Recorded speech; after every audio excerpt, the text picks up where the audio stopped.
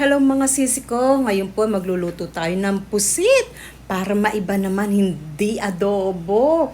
Ito po ay tinawag ko na squid garlic. 'Di ba may shrimp garlic? So this is squid garlic. Tara po. So ang ating ingredients, spring onion, meron tayong garlic, meron tayong tomato and banana ketchup, may onion and garlic powder, meron tayong oyster sauce, sriracha. Meron tayong nakalimutan ko na chili flakes. At meron tayong butter. At syempre ang ating squid na wala na pong tinta mga sisi ko. So ang squid po ay kinat po natin ng ganito mga sisi ko, para meron siyang design. Ayan mga sisi ko. Ganyan ang ating pagkakat. Ayan. Using scissor. Lagyan po natin ng olive oil mga sisi ko ang pan. Isunod natin ang butter. Siyempre, mekos-mekos natin yan mga sisi ko kapag may time. At ang ating garlic. Add na natin yung roots ng spring onion mga sisi ko. Mekos-mekos natin mga mamita. Mabango mga sisi. Banda rini, lagay na natin ang ating squid. Banda rini, lagay na natin ang ketchup. Siyempre, mas masarap iluluto muna natin ang ketchup. Add na natin ang oyster sauce.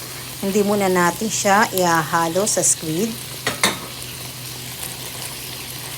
Ay halo na natin ang squid. Tingnan niyo po mga sisi ko ang pagkahiwa, napakaganda.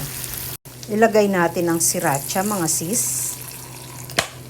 Yan, nilagyan ko ng konting tubig yan mga sisi ko. Konting chili flakes, onion and garlic powder mga sis. Yan, garlic powder. I-high flame natin, mix. At ngayon ay mimix na natin mga sisi ko. This is the exciting part. Ayan mga sis.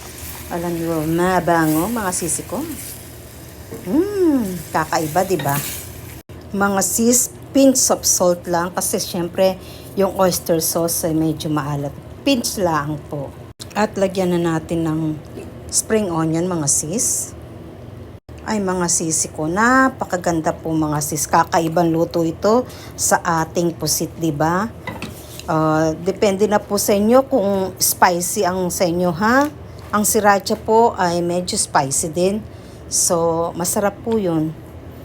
At syempre, ang aking tikim, ayan, dito na sa aking tabi, mga sisi ko. Masarap po siya, promise mga sisi ko.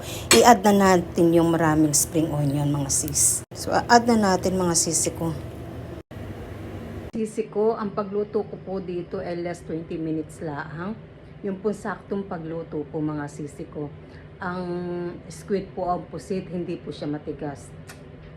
Masarap. Promise.